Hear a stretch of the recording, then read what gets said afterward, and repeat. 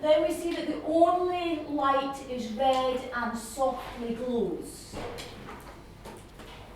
And that is a reference to the actual light that's used by photographers when they're developing photographs. But then Duffy makes a connection between that light, that functional light, to a similar type light that is used in religion. And she does that by using a simile.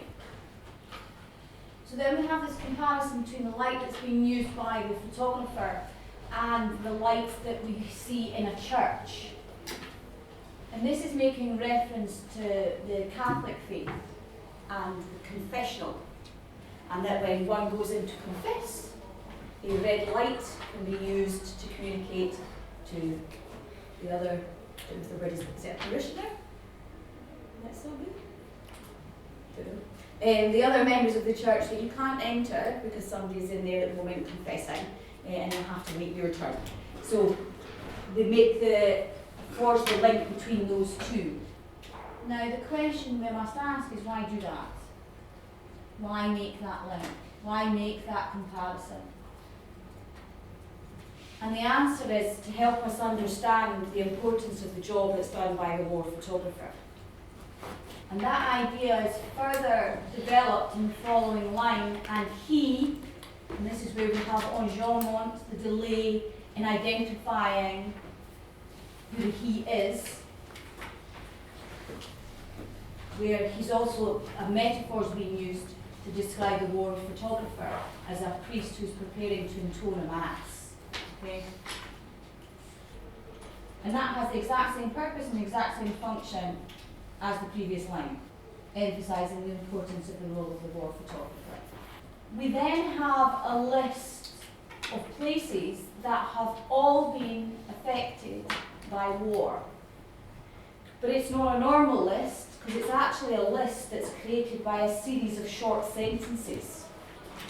And the reason why she creates the list like that is to help us to understand the significance of each individual place. That it is an individual place. Not just a list of anonymous places that have been affected by the war, but a place where real people live. And what we've got essentially is a list of war-torn countries. And these are countries that are across the globe, some close to home and some not so. And it's to help you understand the scale, the extent to which war permeates the whole globe. And then the stanza concludes with what I like to refer to as the Lion King short sentence, all flesh is grass.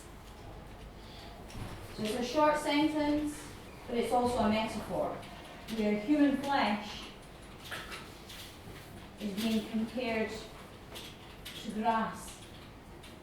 Because we all know from watching The Lion King that with the circle of life, what actually happens when we die is that our bodies disintegrate and some of the minerals, I don't know if that's the right word, certainly we contribute towards feeding the soil, and ultimately the grass goes out of the soil, and that's all part of the circle of life.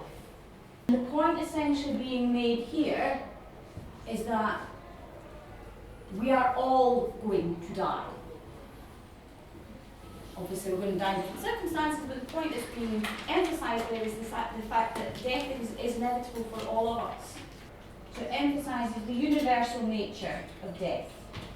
So again, so here I suppose it's forging a connection between the poem and the reader, something that we all share. So that's the first stanza. So then we move to the second stanza. He has a job to do.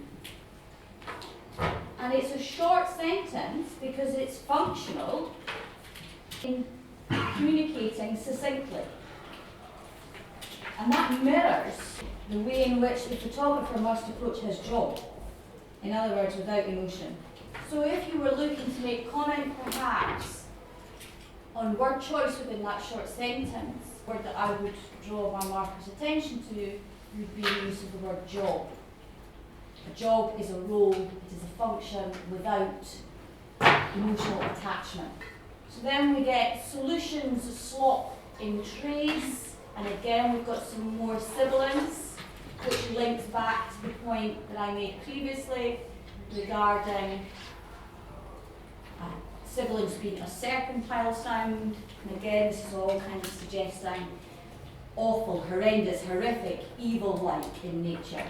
The sibilance is then broken with the enjambment, solution slop in trays beneath hands which did not tremble then, enjambment again, though seen to now.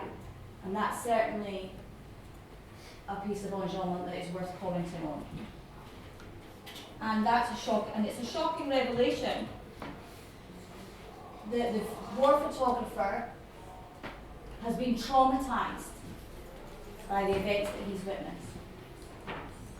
And the delay over those 3 lines in that revelation is about adding to the shock. So how do we know that he's been traumatised? Well, those lines are saying that when he was in that war-torn country taking those photographs, his hands didn't shake because he had a job to do and therefore was unable or had to be unable to engage emotionally with the events that he was seeing in front of him. And it's only now, and this links back to this word finally, when he is back in the safety of his own country and his developing room, that he can actually start to engage with the trauma that he's experienced, and that's why his hands are shaking now. So there's a clear link between that enjambment and the use of the word finally. In fact, we've got a realistic representation of the actual job of a photographer.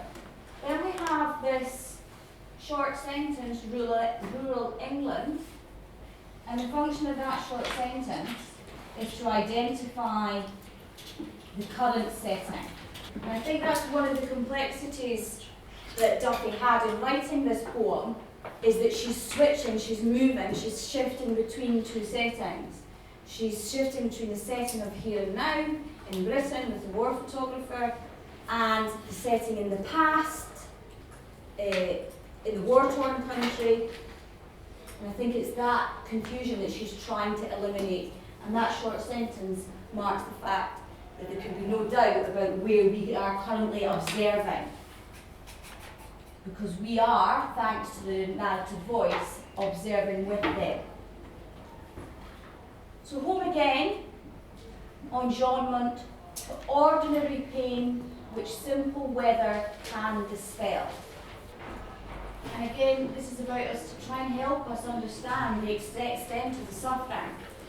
We cannot understand the extent of the suffering because we have not experienced that ourselves.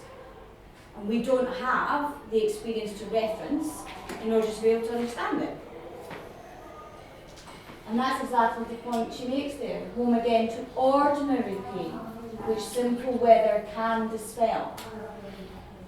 And if you were thinking about word choice analysis for that particular line, it's this word here, ordinary,